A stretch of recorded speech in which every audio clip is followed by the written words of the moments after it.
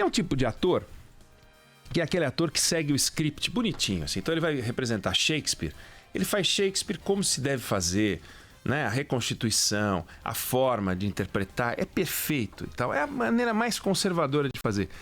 Tem um tipo de bailarino que também segue o script perfeito, ele vai dançar Lago dos Cisnes, é exatamente como você imaginou, como você já viu, né? Tipo balé Bolshoi, assim, do jeito que a gente imagina que o Lago dos Cisnes deve ser dançado. Aí você pega um tipo de cineasta também, script bonitinho, tudo arrumadinho, os filmes da maneira mais ortodoxa. Aí tem aquele ator meio doidão, né? Um ator meio fora da caixinha, da casinha ou da caixinha, quebra os paradigmas. Aí ele monta uma peça de Shakespeare, nem o cara que é especialista em Shakespeare reconhece, acha meio estranho. No balé é a mesma coisa. No cinema, então, não preciso nem falar. Tem vários filmes que você termina de assistir, a expressão não tem pé nem cabeça, você fala, meu Deus do céu, o que eu assisti, né? São uns filmes diferentes e tal. Assim e assim pode ser, porque nós estamos falando de arte. Cada um representa como quer. E o que define é a reação do público. O público gosta, manda bala. O público não gosta, o cara repensa, porque fica fazendo peça para teatro vazio, dançando para o teatro vazio, fazendo filme para cinema vazio. Não funciona. Você pega um artista como Hermeto Pascoal, que quebrou paradigma. Você pega um artista como João Gilberto, que no tempo dele quebrou paradigma também. Fizeram sucesso. Tim Maia, né? E fez sucesso. Então as pessoas... Tom Zé, as pessoas gostaram, foram mudanças, vários outros tentaram e não deu certo. Na política, essa transgressão, ela não é uma coisa bem-vinda. Na política é diferente. Na política, a agenda nova é bem-vinda, a ideia nova é bem-vinda, mas o código de conduta, a forma de agir, a forma de apresentar, a forma de se comportar, ela deve seguir uma tradição, deveria seguir uma tradição. Né? Transgredir não é inovação. Transgredir beira a falta de respeito, quando não é a falta de respeito propriamente, né? Então, você pega os princípios básicos da democracia e aquilo deve ser seguido, porque existe uma carta, e aquela carta constitucional, ela rege a maneira como os atores que participam da política devem agir. Não dá para tolerar, não dá para não apontar quando a gente encontra uma transgressão, quando a gente encontra uma falta de respeito, quando a gente encontra uma ilegalidade, quando a gente encontra uma inconstitucionalidade. Qualquer movimento feito para tentar subjugar outro poder, de um poder para outro poder, é algo que afronta a Constituição. É visível a afronta à Constituição. E não deveria acontecer. Não aconteceu em nenhum governo desde a redemocratização. Não aconteceu no governo Sarney. Não aconteceu no governo Collor. Quando aconteceu no governo Collor, ele caiu, né? Não aconteceu nos outros governos. Quando aconteceu no governo Dilma, ela caiu. E não deveria acontecer de jeito nenhum. Mas aí entra o nosso presidente Jair Bolsonaro.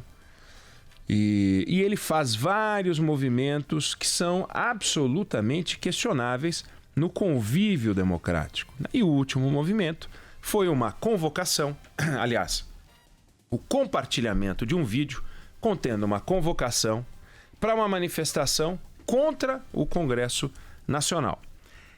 Ele argumenta, o Bolsonaro, e não está mentindo, que ele compartilhou na rede social de menor alcance, que é o WhatsApp, onde ele tem dezenas de amigos, segundo ele diz, e não na rede social com maior alcance, que são as redes sociais onde ele tem dezenas de milhões de seguidores, né? Ele diz que tem 35 milhões, nem conferi, mas é isso mesmo, Bolsonaro é um fenômeno das redes sociais.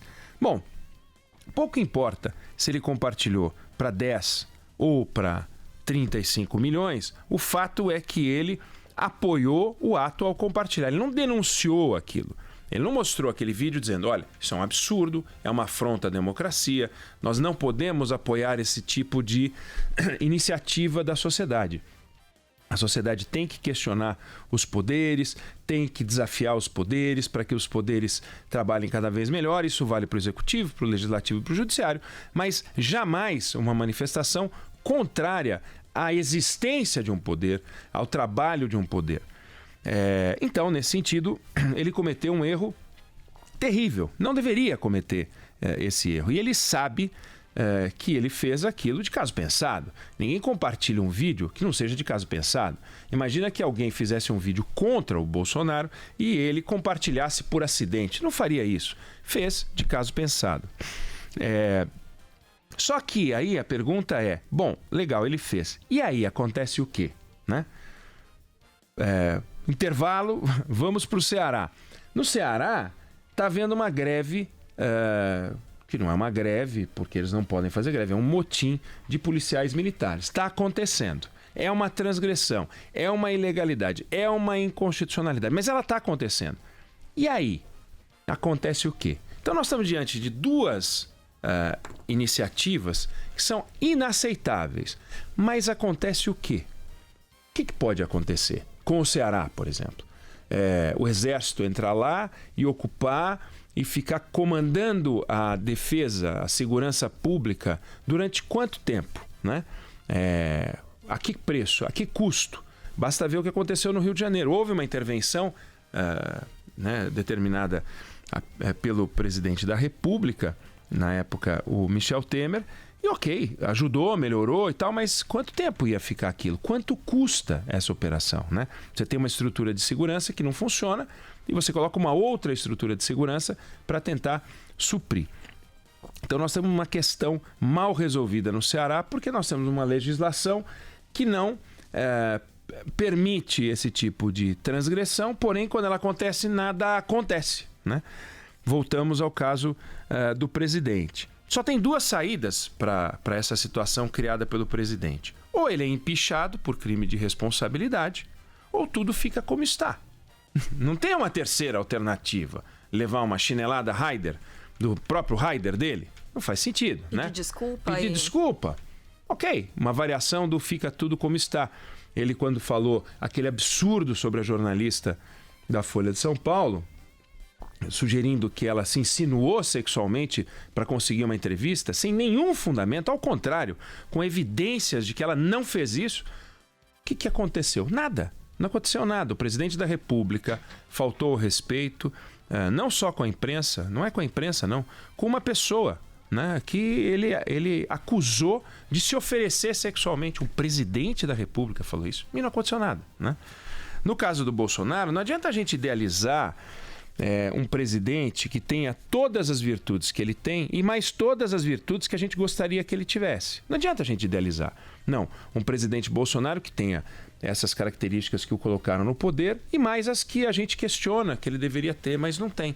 Um presidente que não tem os defeitos que ele tem, só aqueles defeitos de programa de auditório. Sabe defeito de programa de auditório como é, né? Você leva o artista para entrevistar e aí você pergunta assim, qual é o seu maior defeito? Aí ele fala, a capacidade de amar mesmo quando eu sou atacado pelos outros. Porra, puta defeitaço! Ser perfeccionista. Eu sou perfeccionista. Eu perdoo os outros demais. Eu deveria pensar mais em mim. Eu não deveria me doar tanto para os outros. Sabe? Eu não sei atacar quando eu sou atacado. Não, talvez eu tenha uma certa dose de teimosia quando eu defendo aquilo que eu acredito. Vai catar coquinho. Né? Esses defeitos... a gente gostaria que o presidente tivesse, né? Mas ele tem os dele, ele tem as virtudes dele e ele é esse pacote, ele é o Bolsonaro, assim como o Congresso é o que é, né? O Rodrigo Maia é o que é, o Alcolumbre é o que é, o Supremo é o que é, ok. E os poderes instituídos, eles são instituídos acima das pessoas. E as pessoas se subordinam aos poderes, elas não podem se sobrepor aos poderes. Então não existe...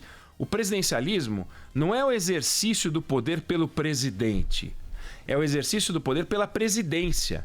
E o ocupante da presidência da República se comporta, ou deve se comportar, segundo as regras previstas para a presidência da República. O sapato não pode se acomodar ao pé, é o pé que tem que se acomodar ao sapato, como naquele conto, em que o príncipe sai correndo com o sapatinho de cristal em busca da sua amada e descobre qual é a amada, pelo sapato, que está definido. Então, não pode a presidência se acomodar ao presidente. E o presidente está fazendo exatamente isso, dando um jeito, no seu discurso, acomodar a presidência àquilo que ele entende que deveria ser o tamanho da presidência da República. A cada fala, a cada declaração, ele tenta dizer o seguinte: a presidência da República, a minha, é mais espaçosa. Eu gostaria que fosse mais espaçosa do que o poder que eu gostaria que o Congresso tivesse, mais espaçosa do que o poder que eu gostaria que o Supremo Tribunal Federal tivesse. Mas não é assim que funciona, nem é assim que pode funcionar. Mas a pergunta é, e daí? Ele faz isso, e daí? Né? Vamos imaginar que o Congresso Nacional resolvesse dar consequência a isso. Ele falou algo que não deve, se comportou como não deveria. Resolvo eu, Congresso Nacional, enquadrá-lo no crime de responsabilidade. Ok, abre-se um processo de impeachment contra ele. O Congresso tem poder para caçar o presidente da República? Poder, do ponto de vista institucional, tem. Agora, e força política para caçar o presidente da República? Cadê as ruas pedindo a saída do presidente da República? Ninguém está pedindo a saída do presidente da República. Ao contrário, as pessoas estão apoiando o presidente da República mais do que a gente imagina quando discute essas coisas. Quem se revoltou contra o que disse o presidente da República? O Rodrigo Maia, o Celso de Mello no Supremo Tribunal Federal, vozes iluminadas de uma forma geral questionando a atitude do presidente. Mas cadê as ruas dizendo: para Bolsonaro, não falar mais isso? Não tem.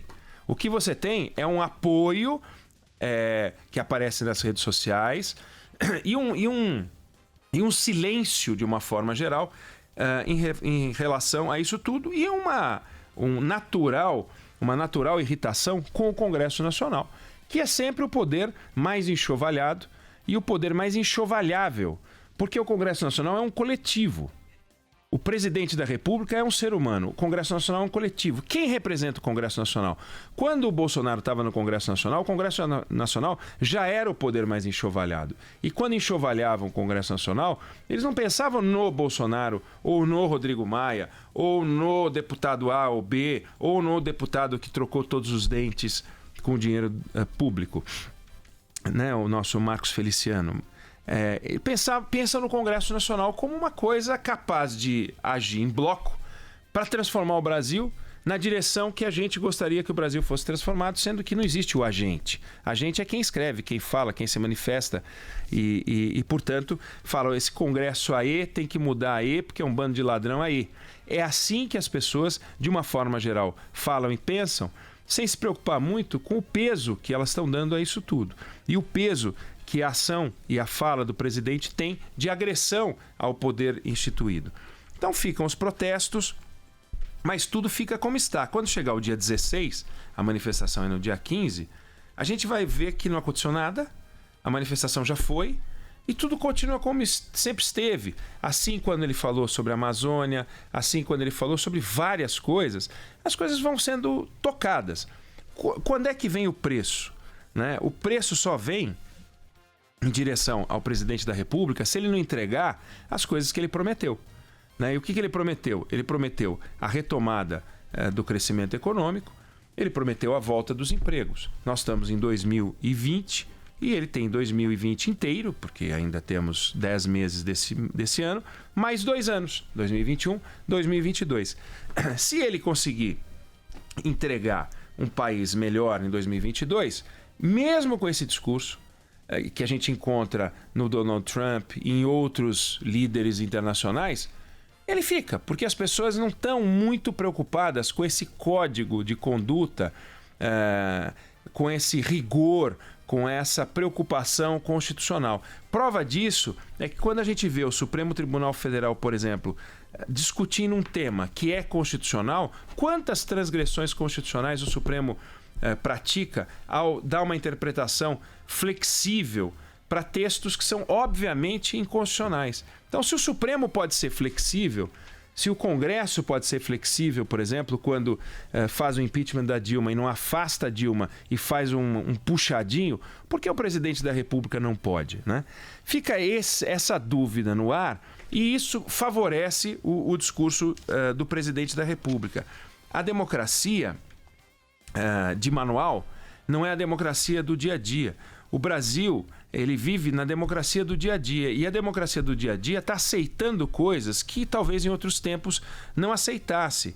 A gente tem o ideal é a seleção brasileira que foi à Copa em 1982, e a gente tem a vida real, que é a seleção de 1994 que ganhou a Copa, de 82 não ganhou a Copa. Então fica assim, pô, será que este presidente, com este ministério, com esse discurso mal ajambrado, desrespeitoso, vai poder transformar o Brasil? Tem uma grande expectativa e uma torcida para que sim, porque a gente vem de vários governos que não conseguiram transformar o Brasil. E eles sempre dão uma volta a mais no parafuso.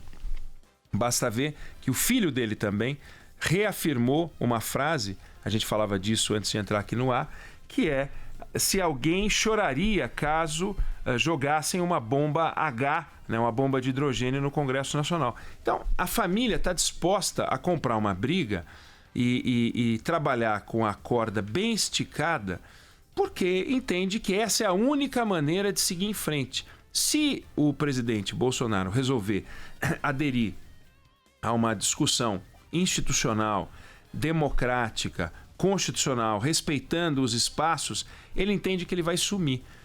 É um desrespeito, é inconcebível, mas é o que nós temos. E a pergunta é: e aí, o que vai acontecer com isso? O Fernando Schiller aventou ontem, quando a gente conversava, a hipótese de que nada vai acontecer. Nada. Esse episódio vai passar e, lamentavelmente, ele tem razão. E nós vamos ver no dia 16 o fim da manifestação do dia anterior, como se nada tivesse acontecido. Alguém vai tentar botar panos quentes para tentar arrumar. Rodrigo Maia já deu uma declaração, depois dá uma outra, harmoniza e tal.